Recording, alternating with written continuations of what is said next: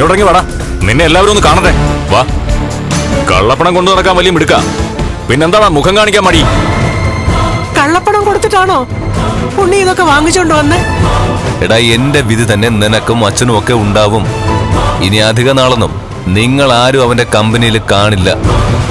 മോളെ, ഇതൊക്കെ ഞാനും ചെയ്തിട്ടുള്ള കാര്യങ്ങളല്ലേ. അച്ഛൻ അങ്ങനെ ചെയ്തെങ്കിലേ അച്ഛൻ അത് മറച്ചു വെക്കാനുള്ള മിടുക്കുണ്ടായിരുന്നു. എന്നാൽ ഇവിടെ അതുപോലെ കഴിവുള്ള ഒരാളല്ല എന്റെ ഭർത്താവ്. അത് പല തവണ തെളിയിച്ചു കഴിഞ്ഞു. സ്വന്തം ഏട്ടന്റെ അടിമയായി ജീവിതകാലം മുഴുവൻ ജീവിച്ച് മരിക്കാനാ നിങ്ങളുടെ വിധി. അങ്ങനെയുള്ള ഒരാളെ എനിക്ക് കാണണ്ട. അന്തസ്സുള്ളൊരു ഭർത്താവിനെ ഞാൻ ആഗ്രഹിച്ചത്. ഭർത്താവിന്റെ പേരിൽ അറിയപ്പെടുന്നെന്നും ആഗ്രഹം ഉണ്ടായിരുന്നു. എന്നാൽ ഇപ്പോ ഇന്ന ആളാണ് എന്റെ ഭർത്താവെന്ന് പറയാൻ എനിക്ക് നാണക്കേടാ. അതുകൊണ്ട് ഇനി ഒരു ന്യായീകരണവും വേണ്ട. സ്വന്തം ഭാഗം ക്ലിയർ ആക്കാൻ ശ്രമിക്കണ്ട. കള്ളനെയും ഗുണ്ടയൊന്നും ആരും സ്നേഹിക്കില്ല, ഒരു പെണ്ണും.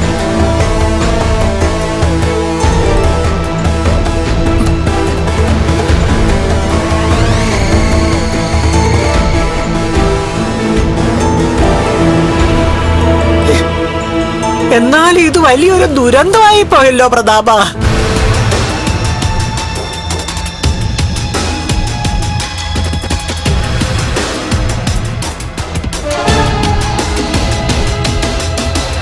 മോനെ ഉണ്ണി, നീ ഇതൊന്നും വലിയ കാര്യമാക്കണ്ട. കള്ളപ്പണം വെളുപ്പിക്കലും സ്പിരിറ്റ് കടത്തലും അനധികൃതമായിട്ട് മണൽ കടത്തലും ഒക്കെ ഞാനും ചെയ്തിട്ടുള്ള കാര്യമാണ്. അതൊക്കെ മോനും അറിയാവുന്നതല്ലേ. ഇടയ്ക്ക് ഇതുപോലെ എന്നെ പോലീസും പിടിച്ചിട്ടുണ്ട്. എന്നാൽ അന്നൊന്നും കാര്യങ്ങൾ ഇതുപോലെ നാട്ടുകാരും ബന്ധുക്കളൊന്നും അറിഞ്ഞിട്ടില്ല. എപ്പോഴും നമ്മൾ ഇതുപോലുള്ള കാര്യങ്ങളൊക്കെ ചെയ്യുമ്പോൾ എല്ലാ പഴുതും അടച്ചിട്ട് വേണം ചെയ്യാൻ. അങ്ങനെയാണെങ്കിൽ പണം സമ്പാദിക്കാൻ ഇതുപോലെ നല്ലൊരു മാർഗമില്ല. പെട്ടെന്ന് പണക്കാരനാവാൻ വേണ്ടി ചെയ്തതല്ലേ, അതിന് അതിൻ്റെതായിട്ടുള്ള റിസ്ക്കും ഉണ്ട്. സാരമില്ല, മോനൊന്നൂടെ അവളെ പോയി ഒന്ന് കാണാം, എന്നിട്ട് തണുപ്പിക്കേ. ഞാൻ പറയുന്നത് കേക്ക്. മോളെ അങ്ങനെ തണുക്കുന്നൊന്നും എനിക്ക് തോന്നുന്നില്ല. അമ്മേ, എന്നാലും ഞാനൊന്ന് കണ്ടിട്ട് വരാം. ആ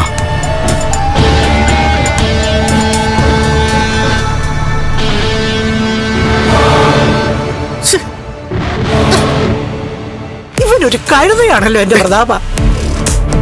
ആ കഴുത അമ്മയുടെ കൊച്ചുമോളുടെ ഭർത്താവാ. അവക്ക് നാളെ ജനിക്കാൻ പോകുന്ന കുഞ്ഞിന്റെ അച്ഛനാ.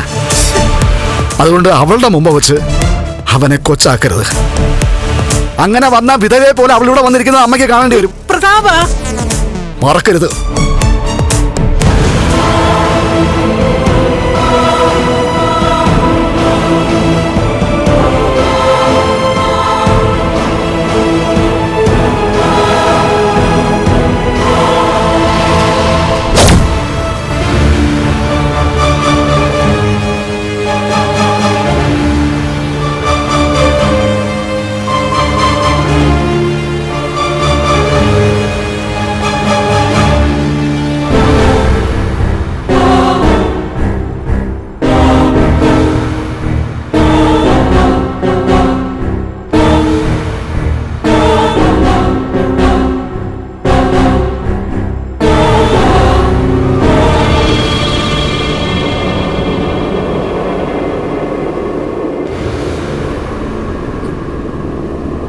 കരുണേ,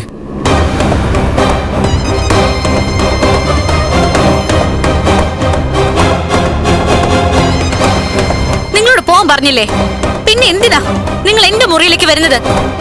നമ്മൾ തമ്മിൽ തെറ്റിപ്പിരിഞ്ഞാല് അവിടെയും ജയിക്കുന്നത് നിന്റെ ചേച്ചിയാണ് കരുണേ. ഓ, ഇപ്പൊ പിന്നെ അവള് തോറ്റിരിക്കുകയാണല്ലോ. നിങ്ങൾക്കൊരു അവകാശമില്ലാത്ത വീടാ അത്. പിന്നെ എന്തിന്റെ പേരിലാ ഞാൻ അങ്ങോട്ടേക്ക് വരേണ്ടത്? അവിടുന്ന് നാളെ നിങ്ങളുടെ ഏട്ടൻ എന്നോട് ഇറങ്ങിപ്പോവാൻ പറഞ്ഞ നിങ്ങളുടെ അമ്മയ്ക്ക് പോലും തടയാൻ പറ്റുമോ? കണ്ണന്റെ കരുണയില് എനിക്ക് ജീവിക്കണ്ട. പിന്നെ നിങ്ങൾ വന്ന് വിളിച്ച ഞാൻ വരും. എപ്പോഴാന്നറിയോ? നിങ്ങളുടെ ഏട്ടനും ലക്ഷ്മിയും തമ്മിൽ വേർപിരിയുന്ന ദിവസം. അങ്ങനെ ഒരു ദിവസം ഉണ്ടാക്കാൻ പറ്റുമോ നിങ്ങക്ക്? ഒരിക്കലും പറ്റില്ല. പിന്നെ കൂടുതൽ സംസാരിക്കണ്ട. ഇടയ്ക്ക് എന്നെ കാണാൻ വരികയും വേണ്ട. എന്റെ കുഞ്ഞ് നിന്റെ വയറ്റിലുണ്ട്. അതാണിപ്പ എന്റെ ബാധ്യത.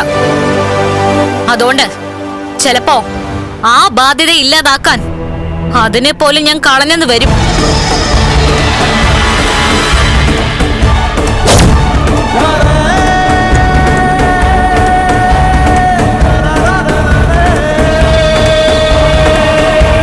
കരുണേ, അങ്ങനെയുള്ള പാപങ്ങളൊന്നും എന്നെ കൊണ്ട് വെറുതെ ചെയ്യിക്കണ്ട. ഞാൻ പറഞ്ഞല്ലോ, വിവാഹം വരെ ഞാൻ ജീവിച്ചിട്ടുള്ളൂ. അതിനുശേഷം മരിച്ചു കഴിഞ്ഞു. എന്റെ ഹൃദയത്തിൽ ഇപ്പൊ നിങ്ങളില്ല. എനിക്ക് നിങ്ങളോട് സ്നേഹവും ഇല്ല. അതുകൊണ്ടാണ് ഞാൻ പറഞ്ഞത്, ദയവ് ചെയ്ത് ഇനി എന്നെ കാണാൻ വരരുത്. ശരി, എന്നാ ഞാനിനി ഇവിടെ നിൽക്കുന്നില്ല. എല്ലാവർക്കും ഉണ്ട് നല്ല കാലവും മോശകാലവും ഒക്കെ. ഭർത്താവിനൊരു വീഴ്ച വരുമ്പോ കൂടെ നിൽക്കേണ്ടവളാ ഭാര്യ. അയാൾ ആയുർവേദ ഹോസ്പിറ്റലിലേക്ക് പോവാ, വീൽ ചെയറിന്ന് എഴുന്നേറ്റ് നടക്കാനായിട്ട്. അതൂടെ കൊണ്ടുകഴിഞ്ഞാ പിന്നെ ജീവിതം അവസാനിപ്പിക്കുന്ന നല്ലത്. അങ്ങനെ ഒരു ദിവസം അയാളുടെ ജീവിതത്തിൽ ഉണ്ടാവില്ല. ഉണ്ടാവാൻ ഞങ്ങൾ ആരും സമ്മതിക്കില്ല. ഇത്രയും നാള് മറ്റുള്ളവരെ പോലെ ഞാൻ ചിന്തിച്ചിട്ടില്ല. എന്നാൽ എന്റെ ജീവിതവും ദാമ്പത്യവും തകർക്കുന്ന ഒരാളോട് ഇനി എനിക്ക് കോംപ്രമൈസിന്റെ ആവശ്യമില്ല. ഒരവസരം കിട്ടിയാ നീ പറഞ്ഞത് സംഭവിക്കും. അയാളെ നിന്റെ ചേച്ചിയും തമ്മിൽ ഞാൻ വേർപിരിച്ചിരിക്കും.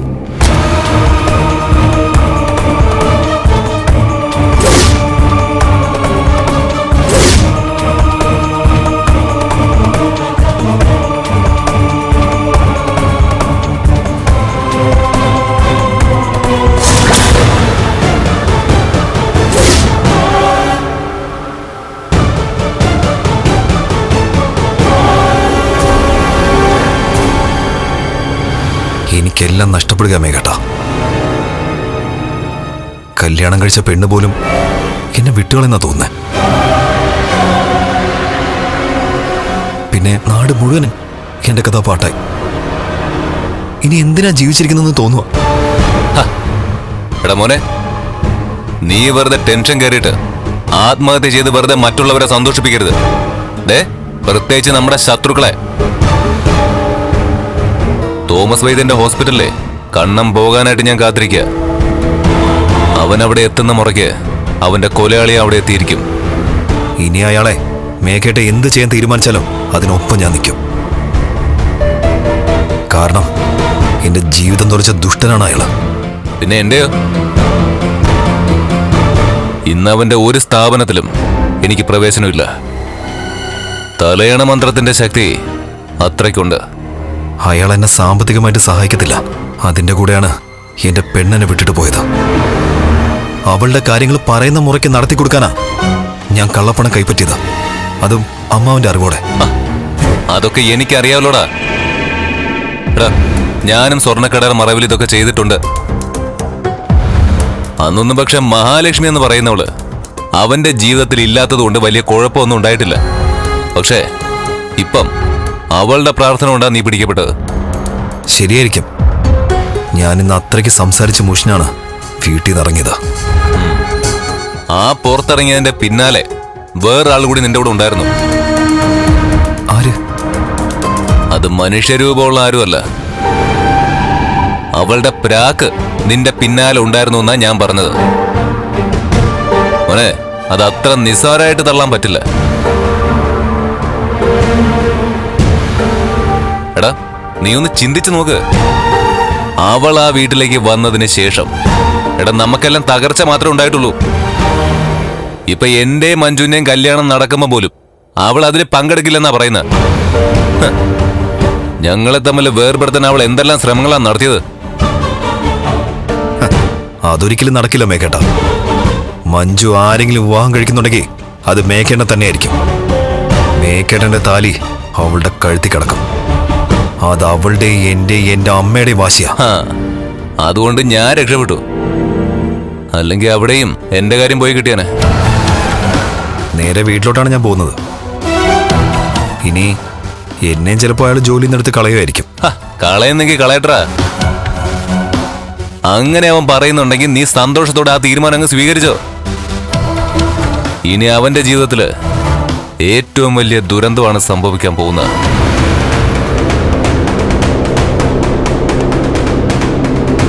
ഇത്രയും നാള് നമ്മളെല്ലാവരും പരാജയപ്പെട്ടെങ്കിലും വീൽ ചെയറിൽ സഞ്ചരിക്കുന്നവൻ ഇനി സഞ്ചരിക്കാൻ പോകുന്നത് പോത്തിന്റെ പുറത്താ.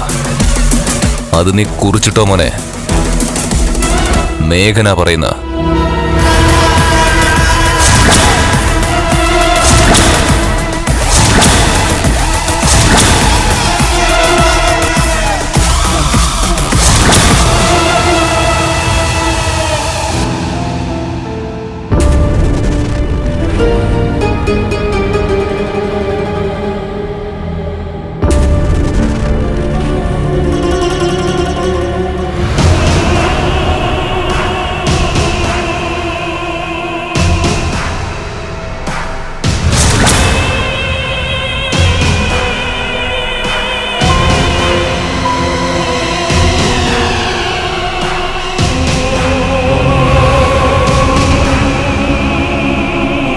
എന്തായി? ക്രിമിനൽ എത്തിയില്ലേ? എന്ത് ക്രിമിനൽ ആണെന്ന് പറഞ്ഞാലും അത് സ്വന്തം അനിയനല്ലേ. അപ്പൊ പിന്നെ കണ്ണേട്ടിന് പോലീസ് സ്റ്റേഷനിലേക്ക് പോവായിരുന്നു. നീ പോയില്ലെങ്കിലും പോകേണ്ടവര് പോയടാ. പൊയ്ക്കോട്ടെ, അത് നല്ല കാര്യമല്ലേ. എന്നെക്കാളും അവന് കൂട്ട് മേഘനുമായിട്ടായിരുന്നു. അപ്പൊ പിന്നെ അതിന്റെ ഗുണങ്ങളൊക്കെ അമ്മയുടെ മോനും കാണുമല്ലോ. ഇവളെ നീ കല്യാണം കഴിച്ചു കൊണ്ടുവരുന്നത് വരെ എന്റെ കുഞ്ഞിന് ഒരു കുഴപ്പമില്ലായിരുന്നു. അതെ, എന്റെ ഭാര്യയാണ് എല്ലാ കുഴപ്പങ്ങൾക്കും കാരണം. അങ്ങനെ വിശ്വസിക്കുന്നവര് അങ്ങനെ വിശ്വസിച്ചോ. അത് തിരുത്തേണ്ട കാര്യമൊന്നും എനിക്കില്ല.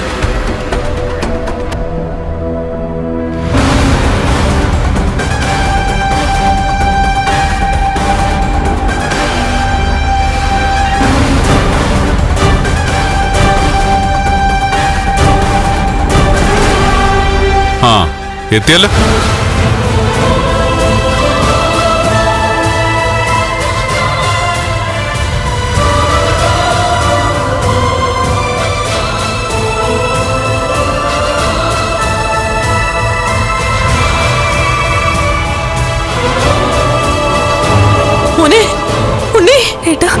അയ്യോ,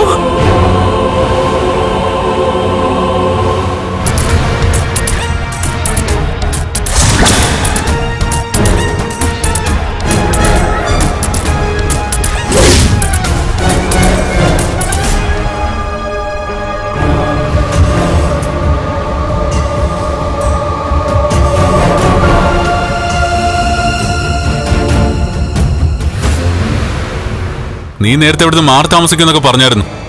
ഇപ്പൊ നീ അങ്ങനെ താമസിക്കണമെന്നാ എന്റെ ആഗ്രഹം.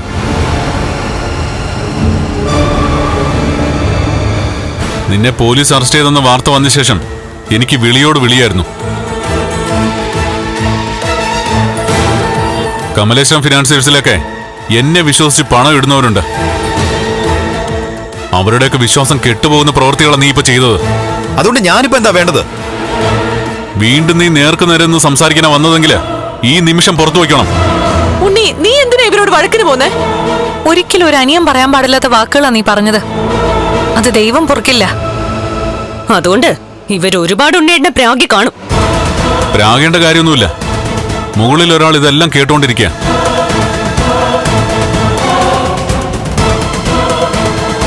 മേഘനെ പിരിച്ചുവിട്ടതുപോലെ ഞാൻ കമ്പനിയിൽ നിന്ന് നിന്നെ പിരിച്ചുവിട്ടിട്ടൊന്നുമില്ല.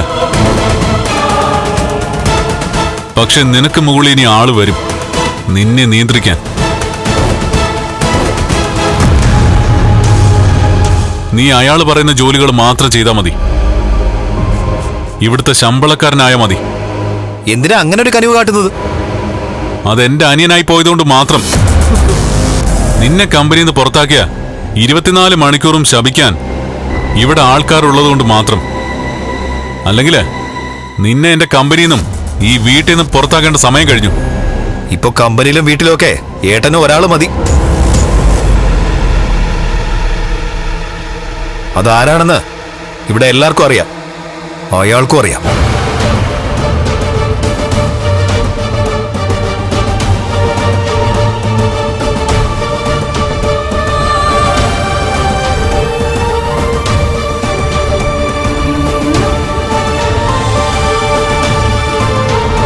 സ്വാർത്ഥ താല്പര്യം മാത്രം മനസ്സിൽ വെച്ച് നടക്കുന്ന ആൾക്കാരാ ഈ വീട്ടിൽ കൂടുതലും.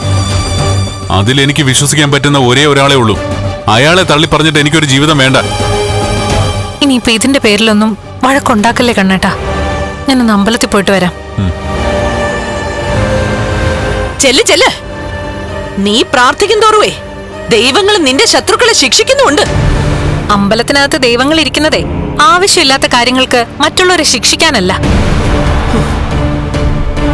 അതുപോലെ ഒരാള് ദൈവത്തിന്റെ മുന്നിൽ കൈകൂപ്പി മറ്റൊരാളെ നശിക്കണമെന്ന് പറഞ്ഞ പെട്ടെന്ന് തന്നെ പ്രാർത്ഥിക്കുന്ന ആളുടെ ആഗ്രഹങ്ങൾ നടത്തി കൊടുക്കുന്ന പതിവുമില്ല ദൈവങ്ങൾക്ക്.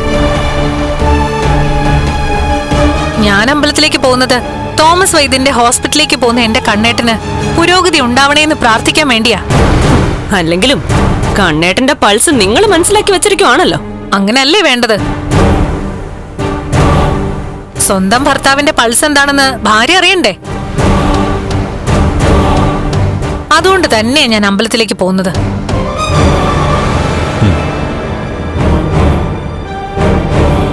കേട്ടല്ലോ, മതിയായല്ലോ.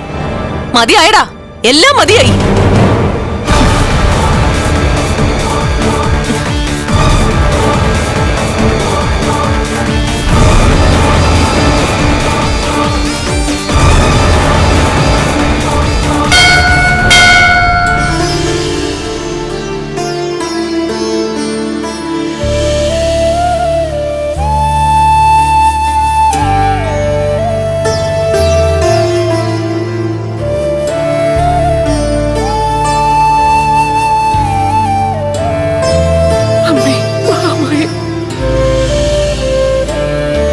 എന്റെ ഭർത്താവ് നിമിത്തമാ എന്റെ മരുമകന് സ്വാധീനമില്ലാതായത്.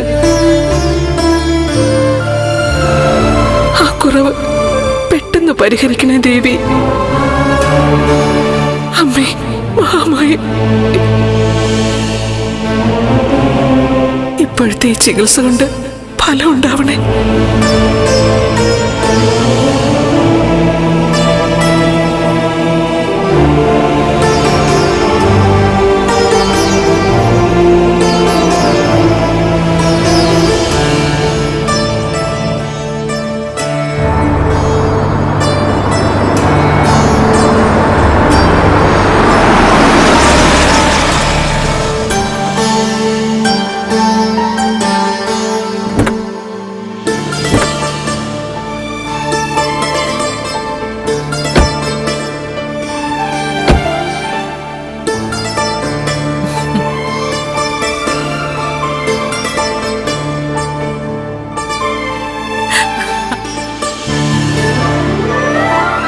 ലേഖ കണ്ടിട്ടില്ലല്ലോ എന്റെ അമ്മ. ദേ അതാ ആള്. ഞാൻ ഫോട്ടോയിലൊക്കെ കണ്ടിട്ടുണ്ടല്ലോ. വാ മോളെ, അമ്മയ്ക്ക് ആളെ മനസ്സിലായോ? പിന്നെ മോൾ എനിക്ക് നേരത്തെ അനന്തുന്റെ ലേഖയുടെ ഒക്കെ ഫോട്ടോ അയച്ചു തന്നതല്ലേ? അമ്മ മരുമോന് വേണ്ടി പ്രാർത്ഥിക്കാൻ വന്നതാണല്ലേ? അതെ, ആ മോന് എഴുന്നേറ്റ് നടക്കാൻ പറ്റണം മോളെ. വീൽ ചെയറിന്റെ സഹായമില്ലാതെ മോൻ എവിടെയും പോകാൻ കഴിയണം. അതുപോലെ തന്നെ ഇവർക്കൊരു കുഞ്ഞ് ജനിക്കണം. അതൊക്കെ എന്റെ ആഗ്രഹങ്ങൾ. അതൊക്കെ നടക്കും. അമ്മയുടെ മോളുടെയൊക്കെ പ്രാർത്ഥനയ്ക്ക് ഫലം ഉണ്ടാവും. ഞങ്ങളുടെ ഏറെ കാലമായിട്ടുള്ള ആഗ്രഹം കണ്ണേട്ടനൊന്ന് എഴുന്നേറ്റ് നടക്കണമെന്ന്. മരുന്ന് മാറ്റി കൊടുത്തതുകൊണ്ടല്ലേ അതിന് പറ്റാതെ പോയത്. ശരിയായ ചികിത്സ നടക്കുമ്പോ എല്ലാം നമ്മൾ ആഗ്രഹിച്ചതുപോലെ വരുമായിരിക്കും. തോമസ് വൈദ്യനെ പറ്റി ആരും ഇതുവരെ എതിരഭിപ്രായമൊന്നും പറഞ്ഞിട്ടില്ല. അദ്ദേഹം കണ്ണേട്ടന്റെ കാര്യത്തില് ആത്മവിശ്വാസമൊന്നും പ്രകടിപ്പിച്ചില്ലെങ്കിലും അന്നത്തെ മരുന്ന് ശരിയായ രീതിയിൽ കണ്ണേട്ടന്റെ ഉള്ളിൽ ചെല്ലാത്തതുകൊണ്ട് ഇനിയുള്ള ചികിത്സയിൽ നേരിയ തോതിലെങ്കിലും ഫലം കാണാൻ സാധ്യതയുണ്ടെന്ന് അദ്ദേഹത്തിന്റെ സംസാരത്തിൽ നിന്ന് തോന്നിയിട്ടുണ്ട്. അങ്ങനെ തന്നെ സംഭവിക്കട്ടെ മോളെ. എന്നാ ഞങ്ങൾ തൊഴുതിട്ട് വരാമേ. ഞാനും വരാം. അമ്മ തൊഴുതതല്ലേ?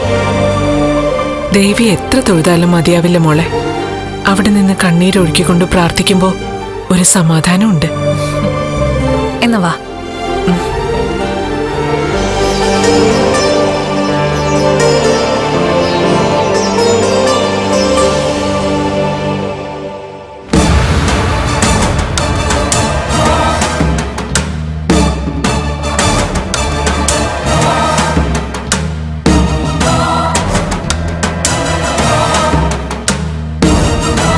എടാ മോനെ, അവൻ നാളെ രാവിലെ പുറപ്പെടുക ആ തോമസ് വൈദ്യന്റെ ആശ്രമത്തിലേക്ക്.